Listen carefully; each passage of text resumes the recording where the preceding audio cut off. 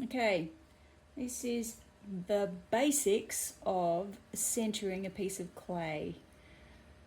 I start with a rounded bottom and a cone shape. And the clay's been wedged really well, hopefully. And the first thing you do is you whack it onto a dry wheel head. And you have to release it as you let it go.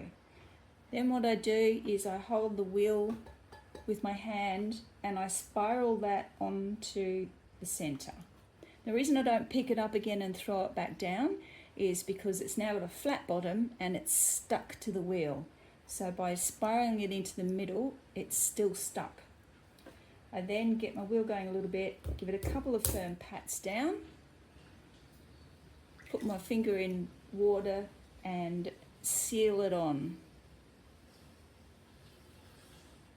Like that, and then you're ready to throw. So what I do is I wedge my elbow into my thigh here, and this then is anchored into my thigh, and I push there, good contact with the clay with my hand, and then this hand comes over the top and pushes in and down. So the action is in and down at the same time. So you go full forward.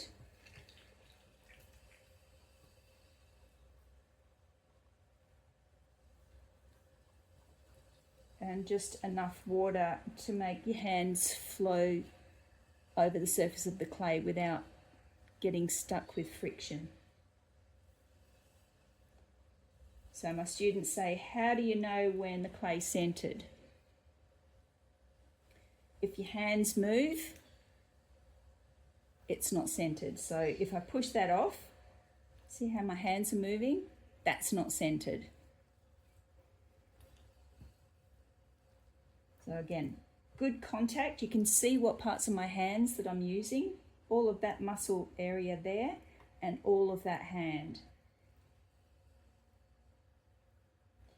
I like to tell my students that it's gently on, gently off, because each time you pull your hands away suddenly, this becomes asymmetrical. And the whole point of wheel throwing is to get a symmetrical shape, at least to start with.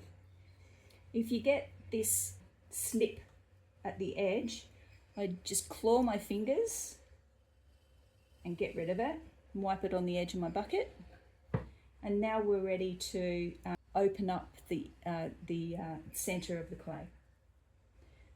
So what I do is press down slightly on the top of the clay like that. And that means that you haven't got a peak, because it's really easy when you put your thumb inside to go off center if it's a peak. If it's flat, you can find the center more easily. So I overlap my fingers at the back of the clay, and with my right thumb, I find the center and I go down just below that first knuckle. Gently out. I like to give my students a visual clue as to how to put your hands. So it's like a butterfly. I link my thumbs and my fingers are straight. So what I'm going to do is I'm going to put my left middle finger inside and my right hand on the outside, and my fingers are going to point straight down. My elbows are wedged into my side, and now what I'm going to do is this finger's on the inside and it's going to go across the base of the clay to form that bottom on the inside of the clay.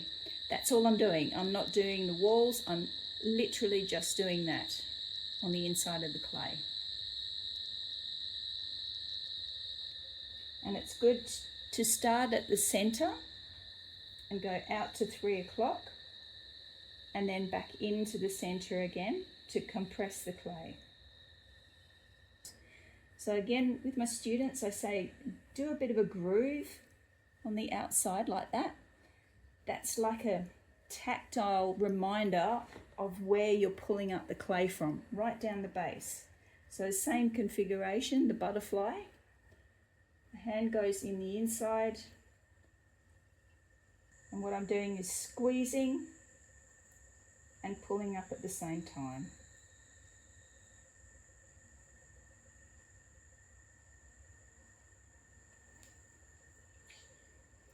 And I compress the top by making an A, like that's an A. So finger, thumb, and finger on top. You're not squeezing, you're not pressing, you're just letting that clay get rounded by placing gently on the top. Again, you can put another ridge down the bottom,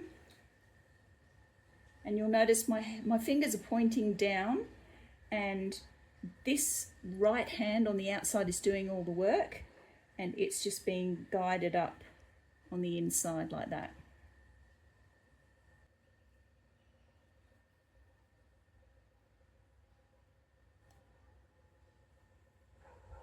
And as you come up the top, just ease off with the pressure and with your hands.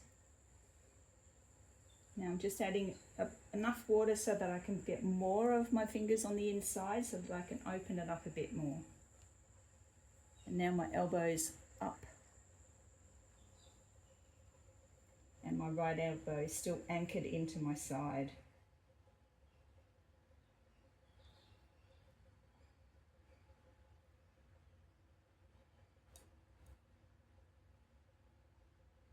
And gently off. Compress the top again.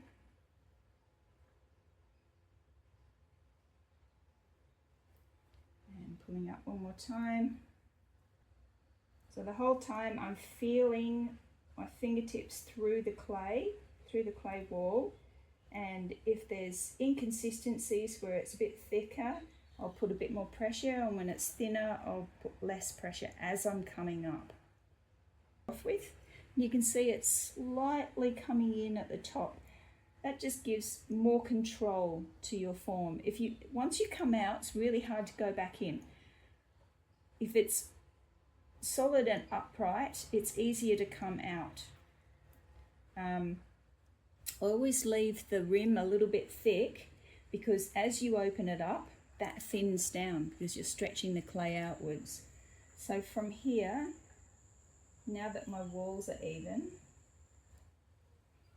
I can then put a bit of shape by bellying it out slightly to either create a mug shape, which is probably the most sensible thing to do right now.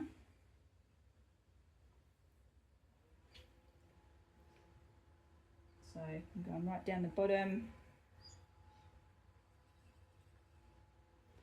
and I'm just putting a little bit of pressure on the inside and supporting it with my right hand on the outside.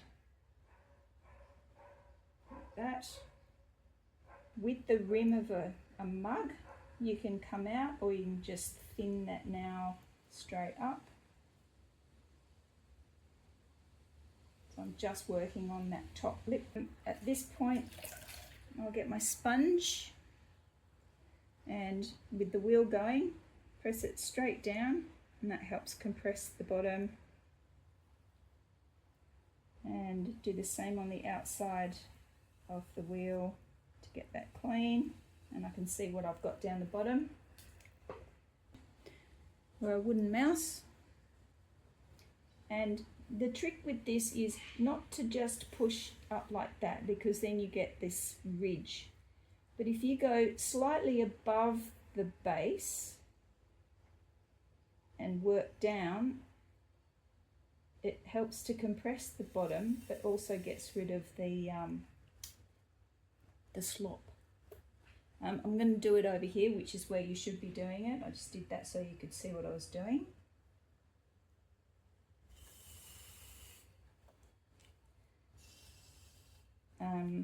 So I like using wooden tools because it doesn't cut into your wheel head like knives do. The next thing I do is I get rubber kidney, and with that flat side, support the inside and press the kidney into your hand, into your fingers on the inside. So I'm doing that, but I'm supporting it on the inside with my fingers, and I'm just pushing out slightly, bellying out into the kidney on the inside to get a nice shape. And for a nice drinking lip, if you roll the inside so that it has that nice curve and then a straighter outside, that means that the liquid flows into your mouth without dribbling down the edge. If you have a bit of a straight, bit of an angle change at that point there. To get it off the wheel, with the point of your potter's thumb or your mouse, create a groove, a ridge down the bottom, and I just load my sponge a little bit and just squish a bit of water into that groove. And I get a nylon, like it's just a fishing line with buttons on it. I prefer these than the wire ones because the wire ones can flick around and go through the bottom of your pot too easily. So what I do is I pull it taut and I put my fingers on the wheel head as I go round. So cut towards myself, going slowly, and the water will help it aquaplane off.